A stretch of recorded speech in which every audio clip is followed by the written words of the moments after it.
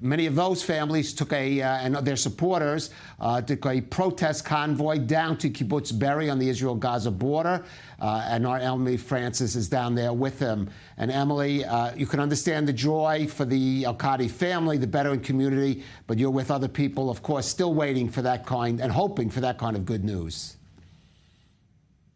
Yeah, for sure. I mean, there's still a lot of pain. This was quite an impressive crowd and group of people who came down for this very emotional event here at kibbutz Be'eri, which it's just hard to believe that it's almost been a year. You could actually still get a sense of what happened here, but there's something so strong about the group of people that were here, and it was just such a compelling, beautiful event, and a caravan that was probably about 1 kilometer long that we passed on the way here.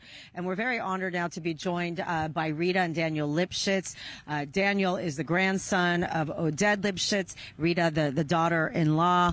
Obviously, this is not easy as we're so close to 1 year since October 7th. First of all, how are you both holding up given that Oded is not home yet? Fighting for him, talking about him all over. I come every Friday to have a beer in the kibbutz with him. We drank beer every Friday or Saturday together. I have a glass for him. I have a glass for me, waiting for him to be back home now. And you, as his grandson, I understand he's the only great-grandparent that's in captivity? Yeah, he's the only grandfather to my daughter. And it's something unacceptable. It cannot be accepted that there is a man which is a great-grandfather who built this country, who fought in 3 wars, who did so much for Israel. He's a journalist, he's also a peace activist, he's a man of justice, of doing the right thing. I miss him really so much, being here so close to him. I feel in this beautiful view it became just a nightmare, a black nightmare on October 7th.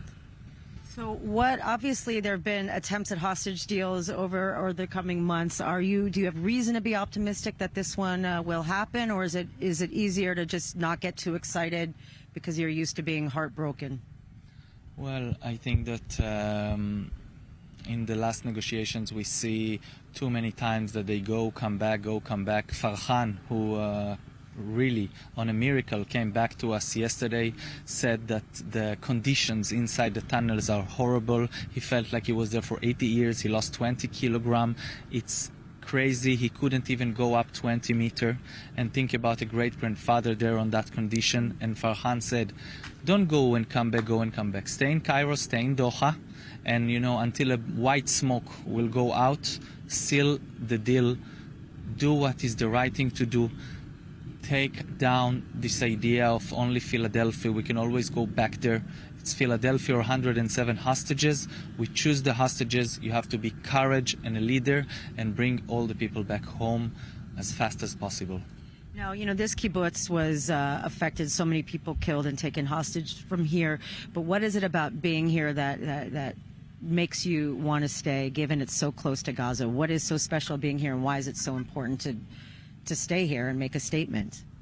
First of all, you come into Be'eri. It's written 100 people were murdered, 30 kidnapped. And I look at my kibbutz Nir Oz, which is not far away from here, 10 minutes from here. And we are a very small kibbutz, 400 people. And we had 117 that were murdered or kidnapped, 1/4. And we are a very small community, and we have to fight strong that all of us will be back home, and all the hostages will be back home to our kibbutz. And also Nir Oz, we are 2 kibbutzes that belongs to the Moatza Ezorit Eshkol, that we need to be together, and we need to build this place up again, and that's why we need to meet together and fight that the hostages will be back, so that we can start to build our life here, which is a beautiful paradise, miracle of place, and the energies are something. It really is incredible, the energy here. I mean, given they're obviously what happened on October 7th, but the energy is beautiful. Just seeing the cows just roaming around in the valley. They're not aware of the border there. We just saw them a few hours ago roaming, and there's something very, very special about being here and keeping this kibbutz going. And also, they tore down one of the houses, too. So for me personally, it's the place where I grew up. For my mom, look, she came from Sweden in the 80s and she stayed here because it's a paradise.